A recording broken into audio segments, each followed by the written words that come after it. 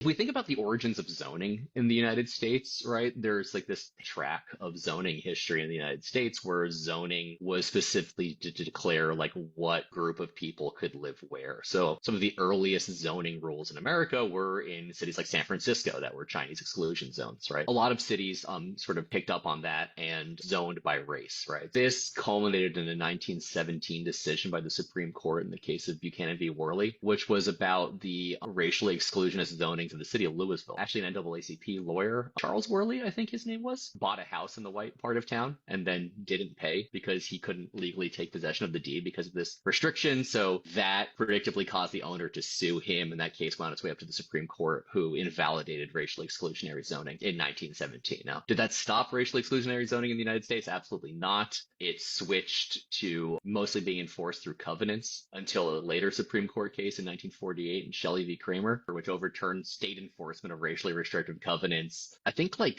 3 or 4 of the Supreme Court justices had to recuse themselves because their homes had racially restrictive covenants on them. So it was like a weird 5-0 or like 4-0 decision of the Supreme Court, which is, great institution, United States Supreme Court.